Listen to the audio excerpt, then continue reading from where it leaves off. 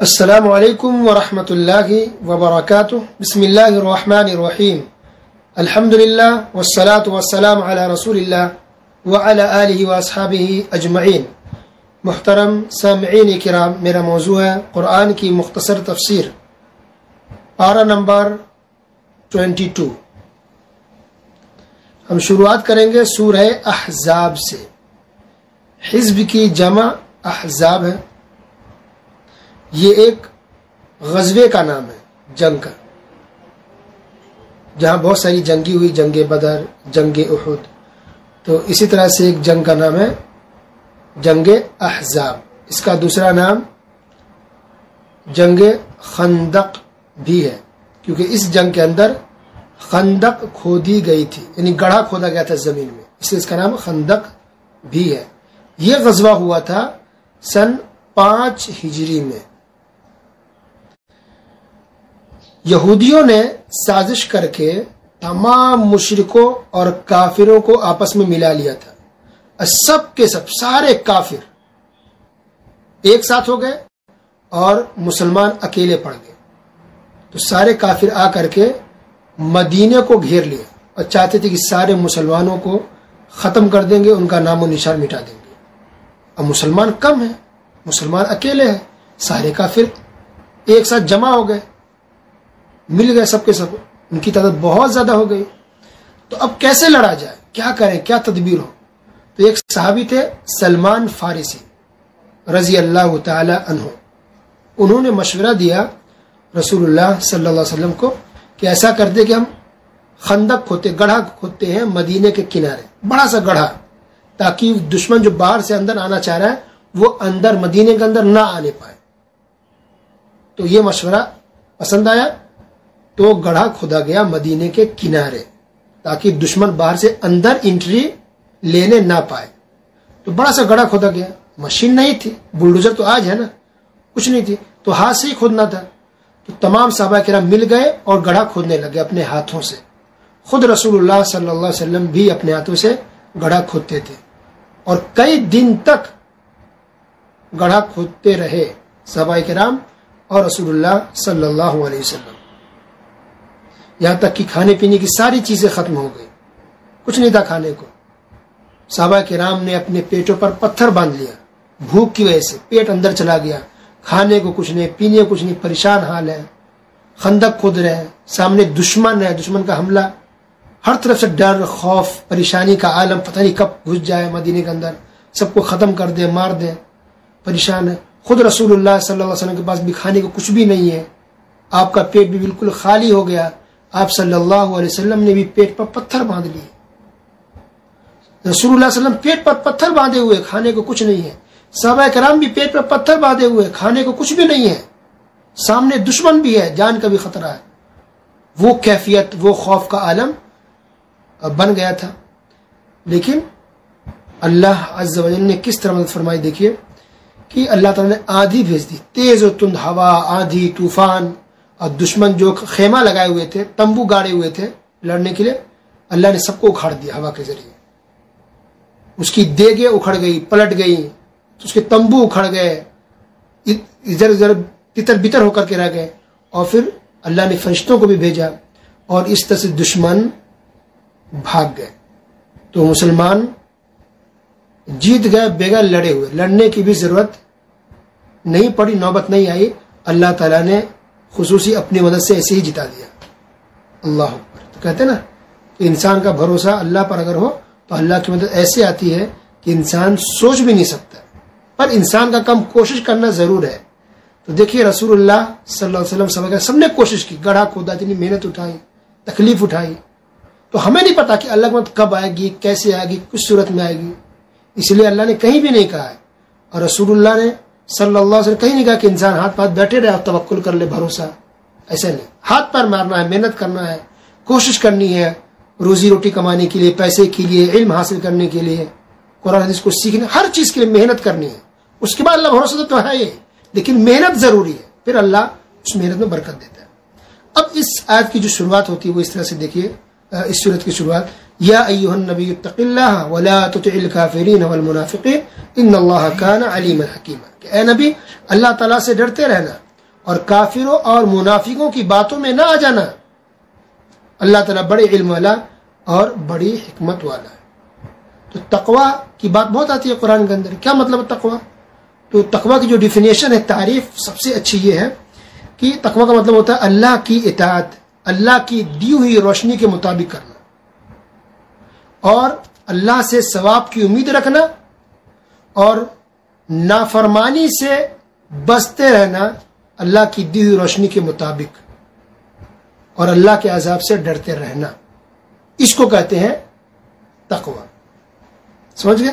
یعنی اللہ کی دی ہوئی روشنی، یعنی اللہ نے جو طریقہ بتایا اسی کے مطابق اطاعت کرنا ہے، عبادت کرنی ہے. اللہ اور اس کے رسول کی اللہ اس کے رسول کی فرما برداری کرنی ہے، فالو کرنا ہے اللہ کو، اس کے رسول کو. تو یہ فالو کرنا یعنی بات ماننا، ایک بات ہو گئی. دوسری بات کہ اللہ اس کے رسول کی نافرمانی سے بھی بچنا ہے، یعنی گناہوں سے بچنا ہے. کن گناہوں سے؟ جو گناہ بتا کہ ہاں یہ گناہ ہے، یہ حرام ہے، جو بھی گناہ ہے سب سے بچنا ہے، اور اللہ سے ڈرتے رہنا ہے. یہ تین باتیں ہیں، اسی کا نام ہے تقوی. تو تقوی صرف ظاہری چیز کا نام نہیں. کوئی دکھنے میں لگے ہاں متقی پرہیزگار انسان ہے تو اس سے تقوی متقی نہیں ہوتا انسان. کسی کا زمین ہڑپ کر کے بیٹھا ہے، کسی کا مال کھا کے بیٹھا ہوا ہے، سودی لین دین کر رہا ہے، سود کھاتا ہے انسان. بہت سے لوگ جو سود کی جو پیکیج نکلتے ہیں، پالیسی اسکیم ہے، 50,000 جمع کریں 1 لاکھ ملے گا، 1 لاکھ جمع کریں 10 سال کے بعد 2 لاکھ ملے گا. بیٹی پیدا ہوئی اس کے نام پہ پیسے جمع کر دیں، شادی کے وقت آپ کو 10 لاکھ ملے گا. یہ سب سود ہے، حرام ہے. ایسا کرنے والا انسان کبھی بھی متقی پرہیزگار نہیں ہو سکتا. چاہے لاکھ نمازی ہو، تہجد گزار ہو، اور اس کی پیشانی پہ نشان آئے ہوئے نماز کے، متقی نہیں ہو سکتا. کیونکہ نماز روزے کے ساتھ ساتھ حرام چیزوں سے بچنا بھی ضروری ہے متقی انسان کے لیے. ٹھیک ہے. اگلی جو آیت ہے وہ یہ ہے وَاتَّبِعْ مَا يُوحَىٰ إِلَيْكَ مِن رَبِّكَ إِنَّ اللَّهَ كَانَ بِمَا تَعْمَلُونَ خَبِيرًا. اللہ تعالیٰ نبی کو یہ رہا کہ اے نبی آپ پیروی کیجئے، فالو کیجئے ان چیزوں کو جو اللہ نے وحی کیا ہے، آسمان سے نازل کیا ہے. اللہ اکبر. تو نبی کو یہ حکم تھا کہ اللہ کی باتوں کو مانے جو اللہ نے اتارا آسمان سے، اس کو فالو کرنا ہے. تو آج ہم اور آپ یہ کیسے کہہ دیتے ہیں اتنی آسانی سے؟ جب بتایا قرآن میں یہ لکھا ہے، حدیث میں لکھا ہے، پھر بھی لوگ کہتے ہیں نہیں فلاں صاحب تو یہ کہہ رہے ہیں، فلاں حضرت تو یہ فرما رہے ہیں، فلاں کتاب میں ہم نے یہ پڑھا ہے، فلاں کتاب میں یہ بات یہ لکھی ہوئی ہے، باپ دادا نے ایسا کیا، ہمارے سوسائٹی میں ایسا ہوتا ہے. استغفر اللہ. اللہ اس کے رسول کے سامنے کسی کی کوئی بات نہیں مانی جاتی. فالو کرنا اللہ اس کے رسول کو، نہ کہ اس کو یا اس کو. اس کے بعد دیکھیے اللہ تعالیٰ نے کہا کہ ہم نے کسی انسان کے دل میں، کسی انسان کے سینے میں 2 دل نہیں بنائے. اس کی تفسیر میں مفسرین نے لکھا ہے کہ ایک منافق نے کہا تھا کہ میرے سینے میں 2 دل ہیں. ایک دل سے میں مسلمانوں سے محبت کرتا ہوں، اللہ سے محبت کرتا ہوں، اور دوسرے دل سے میں مشرکوں کے ساتھ بھی ہوں. تو اللہ نے کہا کہ نہیں، ہم نے تو انسان کے سینے میں 2 دل تو بنایا ہی نہیں ہے. ہر انسان کے سینے میں ایک ہی دل ہے. اللہ اکبر. پھر اللہ نے کہا اسی آیت کے اندر کہ کسی بھی منہ بولے بیٹے کو اللہ نے حقیقی بیٹا نہیں بنایا. منہ بولا بیٹا یعنی کچھ ہوتا ہے نا، اس کو منہ بولا یعنی گود لے لیتے ہیں، ایک بیٹا مان لیتے ہیں، گھر میں رکھتے ہیں، پرورش کرتے ہیں. کوئی اناتھ ہوتا ہے، کوئی یتیم بچہ ہوتا ہے، کسی بھی طرح سے ہو، تو حقیقی بیٹا نہیں ہے نا، منہ بولا بیٹا ہے. تو حقیقی بیٹا وہ نہیں ہو سکتا. اللہ نے اس کو حقیقی بیٹا نہیں بنایا. اس لیے جو اصلی باپ کو اس کا اصلی باپ مانا جائے، کسی دوسرے کو نہیں مانا جائے. یہ اسلام کے خلاف ہے. اور اس کی اگلی آیت نمبر 5 میں اللہ نے پھر اور بھی صاف کر دیا کہ جو اس کا باپ نہیں ہے بچے کا، تو اس کی طرف اس کو نسبت کر کے پکارنا صحیح نہیں ہے، بلکہ بچے کا جو اصلی باپ ہے اسی کی طرف نسبت کر کے اس کو بلایا جائے. لہذا جو لوگ گود لیتے ہیں بچے کو، یاد رکھیں اس کا جو اصلی باپ ہے وہی بتایا جائے. کوئی پوچھے اس کا باپ کون ہے تو فلاں ہے. تو زید بن حارث رضی اللہ تعالی عنہ کو نبی صلی اللہ علیہ وسلم نے آزاد کر کے اپنے پاس رکھ لیا تھا. تو یہ منہ بولے بیٹے تھے، حقیقی بیٹے نہیں تھے، لیکن لوگ ان کو نبی صلی اللہ علیہ وسلم کا حقیقی بیٹا کی طرف پکارتے تھے، کہتے کہ زید بن محمد صلی اللہ علیہ وسلم. تو اس سے منع کیا گیا نہیں، غلط ہے، وہ تو حقیقی باپ نہیں ہے. تو زمانہ جاہلیت میں ایسا ہوتا تھا، اسلام نے اس سے منع کیا. اس کے بعد اللہ نے کہا النبی اولی بالمؤمنین من انفسہم وازواجہ امہاتہم، کہ محمد صلی اللہ علیہ وسلم نبی مومنوں کے جان سے بھی زیادہ نبی اس کے حقدار ہے.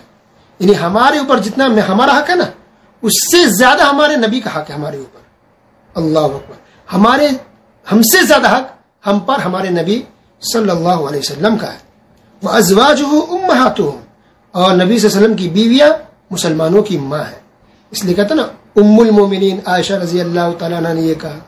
تو ام المومنین ہے, بیویاں امہات المؤمنین ہیں, ہم مسلمانوں کی ماں ہیں. نبی کریم صلی اللہ علیہ وسلم نے فرمایا لا یؤمن احدکم حتی اکون احب الیہ من والدہ وولدہ, کہ تم میں سے کوئی انسان اس وقت تک مومن نہیں ہو سکتا جب تک کہ اس کے نزدیک میں اس سے اور اس کے ماں باپ سے بھی زیادہ محبوب نہ ہو جاؤں.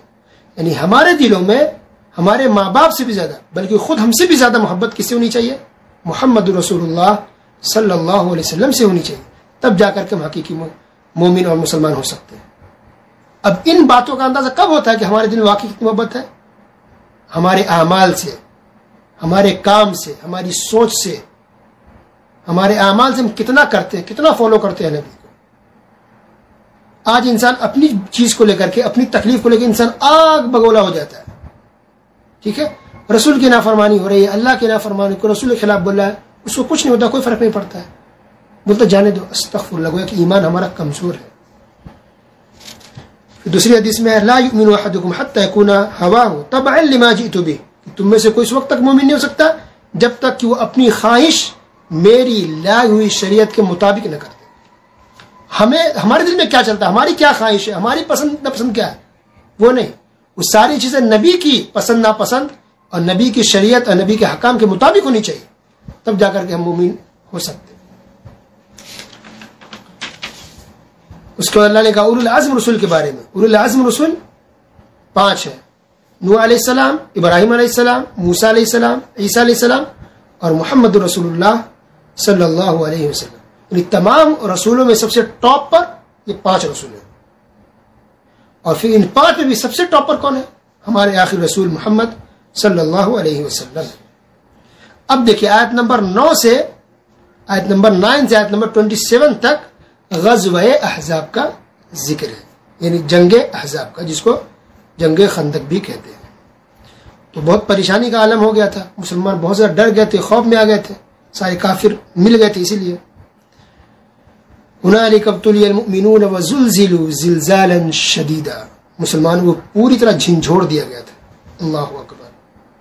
لیکن پھر اللہ نے انہیں مدد کی اور مسلمان جیت گئے اور کافر بھاگ گئے ڈر سے. اب یہ جو گھیراؤ تھا, کافروں جو گھیر لیا تھا مدینے کو, یہ تقریباً 1 مہینہ تک تھا. ایک صحابی تھے نضر بن انس رضی اللہ تعالیٰ عنہ, جو جنگ احد میں جن کے جسم پر تلوار, نیزے اور تیر کے نشانات اور زخم 80 لگے تھے. پہچان میں یہ لاش کس کی ہے؟ تو ان کی بہن تھی, انہوں نے اپنے بھائی کی انگلی کے پور سے, یہ انگلی کا پور جو مڑتا ہے نا ہماری انگلی کے پور سے انہوں نے اپنے بھائی کی لاش کو پہچانا. اللہ اکبر. تو اس سے بھی پتہ چلا کہ بھائی اور بہن کی کتنی محبت ہوتی ہے, کہ جانتے ہیں کہ ہاں بھائی کا کتنی محبت ہے, کتنا وہ بھائی کو پہچانتی ہے. اور آج کل بھائی ہوتے ہیں جو بہن کو فون تک نہیں کرتے, ان کی ہیلپ کرنا, ان کی مدد کرنا تو بہت دور کی بات ہے. یا بہت سے بھائی تو بہن کو تکلیف دیتے ہیں, ان کے گھر ملنے بھی نہیں جاتے. ایک یہاں بہن ہے کہ دیکھیے اتنی محبت ہے, اتنا بھائی کا خیال رکھتی تھی کہ ان کی انگلی کو پہچان لی, انگلی سے پتہ چلا کہ انہی کا بھائی ہے. اللہ اکبر. تو اسلام نے رشتہ نبھانے کو کہا ہے, بھائی بہن, ماں باپ, پھوپھی, خالے, سب گہرے خونی رشتے ہیں, اس کا خیال رکھنا ضروری ہے. اور اسی طرح بھی اللہ کی صحابہ کرام کتنی محبت کرتے تھے اللہ سے, کتنی محبت کرتے رسول اللہ سے, کہ اپنی جان دے دیتے, جسم کے اوپر زخم لگ جاتے اس کی پرواہ نہیں کرتے, کہ جان چلی جائے منظور ہے, مگر ہمارے اسلام کو نقصان نہیں پہنچنا چاہیے. یہ ان کا ایمان تھا. اللہ اکبر. تو وہ لوگ جان دے سکتے تھے, آج ہم وقت نہیں دے سکتے. ہمارے پاس وقت نہیں ہے, نماز کے لیے وقت نہیں ہے, قرآن کے لیے وقت نہیں ہے, درس سننے کے لیے وقت نہیں ہے, تفسیر سننے کے لیے. کیا کریں, بزی ہے, کام ہے, ٹائم ہی نہیں ملتا ہے. انا للہ و انا الیہ راجعون. وہ لوگ جان دیتے تھے, آج ہم ٹائم نہیں دے رہے اور کہتے ہیں ہم پریشان ہیں, ہم کو سو ستا رہا ہے. اللہ ہم سب کو ہدایت دے, ہماری اصلاح فرمائے.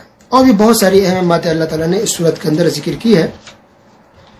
اس میں سے یہ بھی ہے نان و نفقہ کے بارے میں. جب مسلمانوں کو فتح نصیب ہوئی, کئی جنگیں رسول اللہ علیہ وسلم نے جیت لی, تو مہاجر اور انصار کی عورتوں نے, خواتین نے نان و نفقہ میں اضافے کا مطالبہ کیا کہ اور نان و نفقہ میں ملنا چاہیے, یعنی شوہروں سے مطالبہ کیا.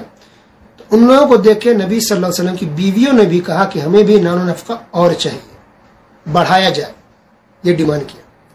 تو اللہ سبحانہ و تعالیٰ نے آسمان سے قرآن کی آیت نازل فرما دی اور کہا کہ اے نبی کی بیویوں، اے نبی، کہا کہ اے نبی اپنی بیویوں سے کہہ دو کہ اگر تم دنیا کی زندگی چاہتی ہو اور دنیا کی زینت چاہتی ہو تو آؤ میں تمہیں کچھ دے دلا کے تمہیں اچھی طرح سے رخصت کر دیتا ہوں، لیکن اگر تم اللہ اس کے رسول کو چاہتی ہو تو پھر اللہ نے تمہارے لیے بہت بڑا انعام آخرت کے لیے تیار کر رکھا ہے۔ یہ آیت نازل ہوئی تو رسول اللہ صلی اللہ علیہ وسلم یہ آیت سب سے پہلے عائشہ رضی اللہ تعالیٰ عنہا کو سنایا اور کہا کہ دیکھو تمہیں اختیار ہے، چاہو تو میری زندگی سے جا سکتی ہو، لیکن یہ فیصلہ تم اکیلے مت کرنا، اپنے ماں باپ سے مشورہ کر لو، اس کے بعد مجھے آرام سے بتاؤ کہ کیا چاہتے ہو۔ تو عائشہ رضی اللہ تعالیٰ کی بیوی، اللہ کتنی محبت ہے، کہا کہ اللہ کے رسول صلی اللہ علیہ وسلم میں اپنے ماں باپ سے مشورہ کرنے جاؤں آپ کے بارے میں؟ بالکل نہیں، میں آپ کو چاہتی ہوں، میں آپ کے ساتھ ہی رہوں گی، مجھے اللہ اس کا رسول چاہیے، دنیا نہیں چاہیے۔ پھر رسول اللہ صلی اللہ علیہ وسلم نے دوسری بیویوں کے پاس بھی گئے اور ان کو یہ آیت پڑھ کے سنا تھی اور ان سب سے کہا کہ ٹھیک ہے اپنے گھر والوں سے میکے سے مشورہ کر لو، پھر مجھے بتانا، مجھے کوئی جلدی نہیں ہے۔ تمام بیویوں نے کہا کہ نہیں، ہم اپنے گھر والوں سے مشورہ نہیں کریں گے، ہمیں آپ ہی چاہیے، ہمیں آپ کے پاس ہی رہنا ہے، دنیا میں تکلیف اٹھا لیں گے منظور ہے، مگر ہمیں آپ چاہیے، ہمیں آپ کی زندگی سے الگ نہیں ہونا۔ تو سب کی سب الحمدللہ خوشی سے رہنے لگ گئی اور تھیں۔ اب اس سے بہت سی اہم باتیں نکلتی ہیں۔ ایک تو یہ کہ مائکے کا انٹرفیئر نہیں، آج کل بیوی کو دیکھ تھوڑی تکلیف ہوگی سیدھا فون ماں کو، بھائی کو، اب بھائی آئے گا لڑائی کرے گا بہنوئی سے، ماں لڑائی کرے گی، سسر آ کے داماد سے لڑائی کرتا ہے، میاں بیوی کے جھگڑے ہوتے ہیں اور زندگی برباد ہو جاتی ہے۔ تو انٹرفیئر نہیں کرنا چاہیے مائکے والوں کو، خود بیوی کو چاہیے کہ گھر والوں کو نہیں پتا ہے، شوہر بیوی کا معاملہ خود حل کر لے، اللہ کہ بہت زیادہ اوور ہو جائے، کوئی شوہر ظالم جابر ہو، بدماش گنڈا ہو تو الگ بات ہے، تب تو بولے گی، لیکن نارمل کھانے پینے کی چیزیں، چھوٹی موٹی چیزیں، تو ان سب چیزوں میں مائکوں کو انوالو نہیں کرنا چاہیے، خود ہی سالو کر لے۔ اور مائکے والوں کو بھی چاہیے کہ وہ آ کر کے خود اپنی بیٹی کی یا داماد کی زندگی برباد نہ کرے، ان کے حال پر چھوڑ دے۔ اور یہ بہت ساری باتیں ہیں، اس مختصر وقت میں بہت ساری باتیں، ہر چیز کو تفصیل سے بیان نہیں کیا جا سکتا۔ اب آگے بڑھتے ہیں ہم، آگے اللہ نے کہا ان امہات المومنین کو، اس کی بیویوں کو بھی کوئی کہ دیکھو اگر تم نے کوئی گناہ کیا، نافرمانی کی، کچھ کیا تو تمہارے لیے ڈبل گناہ ہے، دگنا عذاب ملے گا، لیکن اگر تم لوگوں نے اچھا کام کیا، نیکے کام کرو گی، اچھے سے رہو گی تو اللہ تعالیٰ تمہیں ڈبل اجر و ثواب بھی دے گا، کیونکہ تم عام عورتوں کی طرح نہیں ہو، تم نبی کی بیوی ہو، نبی کی نکاح میں ہو، تمہارا اونچا اللہ نے، تمہارا مقام اللہ نے بہت اونچا اور بلند کیا ہے۔ اس کے بعد پھر اللہ تعالیٰ نے پردے کا حکم دیا، اللہ تعالیٰ نے پردے کا حکم دیا اور پردے میں رہنے کو کہا گیا۔ اللہ اکبر، کہ زمانے جاہلیت کی طرح بے پردہ ہو کر کے نہ نکلے، گھر کے اندر ہی رہیں، اللہ کی دم مجبوری میں گھر سے نکلنا ہو، پتہ چل رہا کہ اصل گھر عورت کی جگہ وہ گھر ہی ہے، گھر ہی میں رہنا ہے، گھر سے باہر کم نکلنا جب مجبوری ہو، ہاسپٹل جانا ہے، سفر پہ جانا ہے، کچھ ضروری چیز خریدنی تبھی، ورنہ گھر سے باہر نہیں نکلنا چاہیے، اور گھر ہے۔ کچھ مرد ہوتے ہیں جو خود ہی کہتے پیسے دے کے شوہر بیوی کو سبزی لے کے آؤ، سامان لے کے، یہ بالکل غلط طریقہ ہے۔ سبزی لانا، سامان خرید کے لانا یہ شوہر کی ذمہ داری ہے، بیوی کی نہیں ہے۔ بیوی کا کام گھر کے اندر رہنا، ایک دم مجبوری ہو، کوئی راستہ نہیں ہے، تبھی عورت باہر نکل سکتی ہے، ورنہ گھر کے اندر ہے، اور مجبوری میں نکلنا بھی پڑے تو پورے فل پردے کے ساتھ۔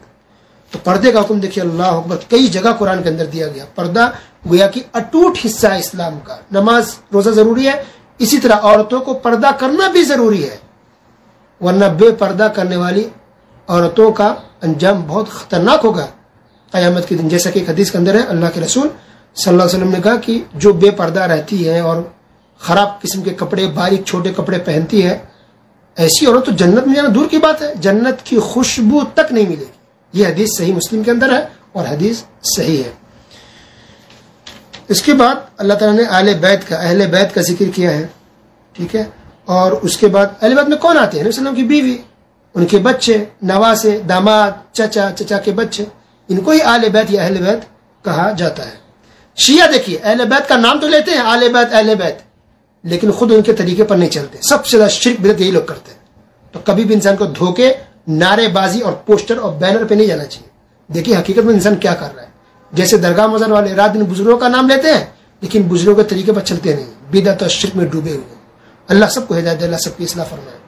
اس کو اللہ نے کہا وما کان للمؤمن ولا مؤمنۃ اذا قضى الله ورسوله امرا ان يكون لهم الخيرة من امرهم، کہ جب کسی بھی مسلمان مرد ہو یا عورت کو اختیار نہیں ہے کہ جب اللہ اس کا رسول فیصلہ کر دے تو پھر اس کو کچھ اور کرے، نہیں ہماری رائے یہ ہے، ہمارا مشورہ ہے، ہمیں یہ لگتا ہے، نہیں، کسی کو کوئی اختیار نہیں اپنا مشورہ دینے کی یا اپنا منمانی کرنے کی۔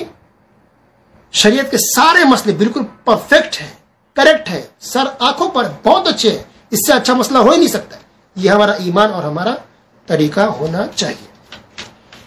ختم نبوت کا بھی اللہ نے ذکر کیا کہ محمد صلی اللہ علیہ وسلم آخری نبی ہے، نبوت کا خاتمہ ہو جو اب کوئی نبی بن کر کے نہیں آئیں گے، لہٰذا کوئی بھی دعویٰ کرے تو وہ جھوٹا ہوگا۔ تو نبی صلی اللہ علیہ وسلم کی وفات کے بعد کئی لوگوں نے دعویٰ کیا کہ میں نبی ہوں، میں نبی ہوں، کئی لوگوں نے دعویٰ کیا، تو سارے کے سارے جھوٹے ہیں، کبھی اس طرح کے فتنے میں نہ پڑے۔ اس کے بعد اللہ نے کہا کہ اگر کسی کا نکاح ہوا لیکن شوہر بیوی ملے نہیں، صرف نکاح تھا اور طلاق ہو جائے تو عورت پر کوئی عدت نہیں، وہ فوراً کہیں اور شادی کر سکتی ہے۔ لیکن یاد رہے کہ اگر نکاح ہوا ملے نہیں لیکن شوہر کا انتقال ہو گیا تب بیوی کو عدت گزارنی پڑے گی 4 مہینے 10 دن۔ پھر یہ بھی مسئلہ میں بیان کیا، نبی صلی اللہ علیہ وسلم نے بلایا تھا دعوت میں صحابہ کرام کو، کھانا کھایا، بیٹھ کے بات کرنے لگے، تو اللہ تعالیٰ نے کہا کہ تم بیٹھے ہوئے تھے، نبی صلی اللہ علیہ وسلم شرم کیسے نہیں بول پا رہے تھے کہ ہم کو آرام کرنا، اب لوگ جا سکتے ہیں، لہٰذا گھر میں جاؤ دعوت پہ تو زیادہ دیر تک مت رکا کرو، کھانا کھاؤ چلے جاؤ، زیادہ رکنے کی ضرورت نہیں ہے، کھانا کھاؤ نکل جاؤ گھر سے، گھر والے ہیں پریشان ہیں، تھکے مادے ہیں، آرام کریں گے۔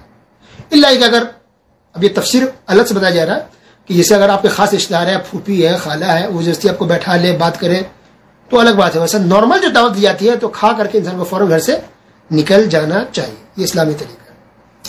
پھر اللہ نے دیکھی پھر ایک اہم بات بتائی، آیت نمبر 53 سورہ احزاب، وَإِذَا سَأَلْتُمُوهُنَّ مَتَاعًا وَإِذَا سَأَلْتُمُوهُنَّ مَتَاعًا فَاسْأَلُوهُنَّ مِنْ وَرَاءِ حِجَابٍ، کہ نبی کی بیویوں سے کچھ طلب کرنا ہو تو پردے کے پیچھے سے کرو۔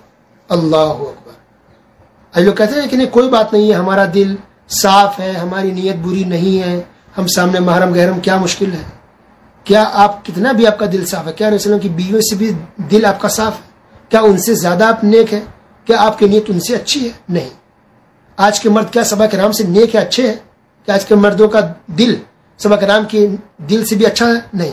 تو ان کو بھی حکم تھا کہ وہ لوگ پردے کے پیچھے سے بات کریں، پردے کے پیچھے سے کوئی چیز کی ضرورت ہو تو طلب کریں، جبکہ وہ امہات المومنین تھی، وہ ماں تھی مسلمانوں کی، پھر بھی پردے کا حکم۔ اللہ اکبر۔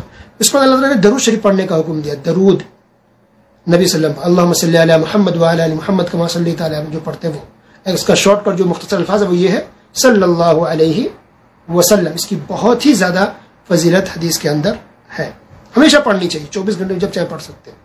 اس کو دیکھیے پھر اللہ نے یہاں پردے کا حکم دیا، آیت نمبر 59 کے اندر، یا ایھا النبی قل لازواجک وبناتک ونساء المؤمنین یدنین علیہن من جلابیبہن، اے نبی اپنی بیویوں کو حکم دیجیے کہ پردہ کریں، اور اپنی بیٹیوں کو حکم دیجیے کہ وہ پردہ کریں، اور تمام مسلم خواتین کو حکم دیجیے کہ وہ پردہ کریں۔ اللہ اکبر۔ اس کے بعد دیکھیے جو لوگ گمراہ کرتے ہیں نا، بڑے بڑے لوگ گمراہ کرتے ہیں، اس کے بارے میں دیکھیے آیت نمبر 68 کہ جو لوگ گمراہ ہوں گے بڑوں کی وجہ سے تو کہیں گے کہ اللہ ہمارے ان بڑوں کو تو ڈبل عذاب دے، کیونکہ ان لوگوں نے ہمیں گمراہ کیا۔ وقالوا ربنا انا اطعنا سادتنا وكبراءنا فاضلونا السبيل، کہ ہمارے رب ہم نے اطاعت کی، بات مانی، اپنے بڑوں کی ہم نے بات مانی تو ان بڑوں نے ہمیں گمراہ کر دیا، بھٹکا دیا۔ ربنا آتهم ضعفين من العذاب، اے اللہ ان ہمارے بڑوں کو تو ڈبل عذاب دے۔ اس کے بعد اللہ نے یہ بیان کیا کہ زمین، آسمان، یہ پہاڑ جو ہے، جو امانت دینے کی بات آئی تو ڈر گئے، گھبرا گئے، ان کے اندر طاقت نہیں تھی، اٹھانے سے انکار کر دیا، لیکن انسان نے اس چیز کو اٹھایا امانت کو۔ تو اس سے مراد کیا امانت سے؟ احکام شریعت، فرائض، واجبات، یہ کرنے پر ثواب ہے اور چھوڑنے پر گناہ ہے۔ اس کے بعد ہے سورہ سبا، قوم سبا کا ذکر اس کے اندر ہے۔ یہ وہی سبا ہے، قوم ہے جہاں کی ملکہ تھی، ملکہ بلقیس، جن کا ذکر موسیٰ سلیمان علیہ السلام کے بیان میں ہو چکا ہے۔ تو سلیمان علیہ السلام کے زمانے میں جو ایک ملکہ تھی، بہت مالدار تھی، ملکہ بلقیس، جو مسلمان ہو چکی تھی۔ تو یہاں اللہ نے اس میں ذکر کیا کہ اس قوم سبا کو اللہ نے بہت زیادہ مالداری دی تھی، بہت زیادہ پھل فروٹس، باغات تھے بڑے بڑے پھلوں کے۔ مفسرین لکھا کہ اگر کوئی انسان ٹوکری لے کے تھیلا لے کے صرف باغوں سے گزر جاتا, توڑتا نہیں, صرف گزر جاتا, تو اس کی ٹوکری اور تھیلا بھر جاتا پھلوں سے. اتنی مالداری اور اتنی خوشحالی ان لوگوں کو اللہ نے دی تھی. لیکن لوگوں نے نافرمانی کی اللہ اس کے رسول کی, تو اللہ نے پھر ایسا عذاب بھیجا, ایسا پانی دیا کہ سب ڈوب گیا, ہلاک و برباد ہو. اللہ تعالیٰ نے اس کے اندر سلیمان علیہ السلام کا بھی ذکر کیا. سلیمان علیہ السلام کی موت کا, وفات ہو گئی, جنوں کو پتہ نہیں, انسانوں کو پتہ نہیں, جن کام کر رہے ہیں سامنے, ان کو لگا کہ سلیمان علیہ السلام زندہ ہے, اور جن کام کر رہے تھے, ڈیوٹی لگی تھی کام کی, اور لکڑی کا ٹیک لے کر کے سلیمان علیہ السلام کھڑے تھے, اسی حالت میں موت ہو گئی. لیکن جب لکڑی ٹوٹی, جب کیڑا نے لکڑی کو کھا لیا, لکڑی جب ٹوٹ گئی جس پر ٹیک لگائے ہوئے تھے سلیمان علیہ السلام, تو سلیمان علیہ السلام زمین پر گر گئے. زمین پر گرے تب پتہ چلا جنوں کہ اچھا سلیمان علیہ السلام کا انتقال ہو چکا ہے. فلما خر تبینت الجن, سلیمان علیہ السلام گرے تو جنوں کو پتہ چلا کہ سلیمان علیہ السلام کی وفات ہو چکی ہے. پتہ چلا کہ جنوں کو بھی غیب کی خبر نہیں ہوتی, غیب تو بہت دور کی بات ہے, سامنے وفات ہو رہی ہے پتہ نہیں ہے, کئی دن وفات کو گزرے تب معلوم پڑ رہا ہے. انسانوں کو بھی کسی کو بھی غیب کا علم نہیں ہوتا. غیب کا علم کس کے پاس ہے؟ صرف اللہ کے پاس ہے. اس کو اللہ نے یہ بھی ذکر کیا سورت کے اندر کہ سلیمان علیہ السلام کے جو والد تھے داؤد علیہ السلام, اللہ نے داؤد علیہ السلام کے لیے اتنا پاور دیا, یہ آسانی کر دی تھی کہ داؤد علیہ السلام اپنے ہاتھوں سے لوہے کو آسانی سے موڑ دیتے تھے, جیسا چاہتے موڑ. جیسے آج ہم آسانی سے کپڑے کو موڑتے ہیں, ربڑ کو موڑ دیتے ہیں, تو ویسے داؤد علیہ السلام لوہے کو موڑ دیتے تھے, بغیر مشین کے, بغیر آگ میں تپائے ہوئے, ایسے ہی موڑ دیتے. اتنا اللہ نے طاقت دیا تھا اور نرم کر دیا تھا. اللہ تعالیٰ نے لوہے کو ان کے لیے نرم کر دیا تھا. اس کے بعد سورہ فاطر. فاطر یہ اللہ کی صفت ہے. فاطر کے معنی ہوتے ہیں پہل ایجاد کرنے والا, بغیر نمونے کے, بغیر سمپل کے, بغیر اگزامپل کے کوئی چیز کو بنانا یا بنانے والا, اس کو کہتے ہیں فاطر. اللہ نے زمین آسمان کو پہلی بار بنایا, اس سے پہلے کوئی اگزامپل, کوئی مثال نہیں تھی, کوئی مثال نہیں تھا, کوئی چیز نہیں تھی. اللہ نے اس کے اندر بہت ساری باتیں ذکر کی. اس میں سے ایک یہ ہے کہ جس آدمی کے اعمال کو مزین کر دیا جاتا ہے, شیطان اس کو بنا دیتا ہے برائی چیز کو, تو انسان اس کو اچھا سمجھتا ہے. آج دیکھیے برائی کرنے والے, بے حیائی کرنے والے, برائی کرتا ہے مرد بھی عورت بھی, اور اس کو خوشی سے کرتے ہوئے لوگ. کیوں؟ شیطان نے اس کو اچھا بنا دیا. استغفر اللہ, وہ ایک بہت بڑے فتنے کا انسان شکار ہو گیا. وہ اللہ نے اس کے اندر یہ بھی ذکر کیا, الیہ یصعد الکلم الطیب والعمل الصالح یرفعہ, کہ اللہ کے پاس یہ کلم طیب, اچھے اعمال, دعائیں, عبادتیں ہماری سب کے ساتھ اللہ کے پاس چڑھتے ہیں, اللہ کے پاس جاتے ہیں. تو اب حدیث کے اندر اس کی تفصیل موجود ہے. ہمارے اعمال کیسے پیش ہوتے, کب؟ صبح فجر کے وقت بھی ہمارے اعمال اللہ کے یہاں جاتے ہیں. ہمارے اعمال یعنی ہم جو کچھ کرتے ہیں, جو کچھ ہم کرتے ہیں, اچھے اعمال, برے اعمال, نماز, روزہ, صدقہ, خیرات, جو کچھ, سارے اعمال کو ریکارڈ کرتے ہیں, فرشتے لکھتے ہیں. تو فجر کے وقت ہمارے اعمال فرشتے لے کے آتے ہیں اللہ کے پاس. پھر دوسرے فرشتے پھر شام میں عصر کے وقت, عصر کی نماز کو پھر دوسرے فرشتے اللہ کے پاس اعمال کو لے کے جاتے ہیں. تو روزانہ 2 مرتبہ ہوتا ہے. ایک ہوتا ہے ہفتہ واری اللہ کے پاس رپورٹ پیش ہوتا ہے, ہر جمعرات اور سوموار کو, منڈے اور تھرسڈے کو. اور ایک عمل ہمارے پیش ہوتے ہیں سالانہ شعبان کے مہینے میں. ٹھیک ہے. اس کے بعد اللہ نے ذکر کیا کھارا پانی اور میٹھا پانی آپس میں ملتے نہیں ہیں, یہ بھی اللہ کی قدرت ہے, نظام ہے. اور پھر اللہ نے یہ ذکر کیا کہ کوئی بھی کسی کا بوجھ نہیں اٹھائے گا, جو جیسا کرے گا ویسا پائے گا. پھر اللہ نے یہاں ذکر کیا مردے سنتے نہیں ہیں, مردے نہیں سنتے. اور آخری جو آیت ہے وہ یہ ہے کہ اگر اللہ تعالیٰ انسان کو اس کے ہر گناہ پر پکڑنے لگ جائے تو دنیا میں کوئی بھی نہیں بچ پائے گا, سب کا سب ختم ہو جائے گا, مر جائے گا. لہٰذا اللہ تعالیٰ مہلت دیتا ہے, وقت دیتا ہے, سدھر گیا تو ٹھیک ہے, ورنہ اللہ کا عذاب ہے دنیا میں نہیں تو آخرت میں. اللہ ہم سب کو صحیح سمجھ دے, قرآن حدیث پر عمل کرنے کی توفیق عطا فرمائے. آمین. وصلی اللہ علی نبینا محمد وعلی آلہ وصحبہ اجمعین.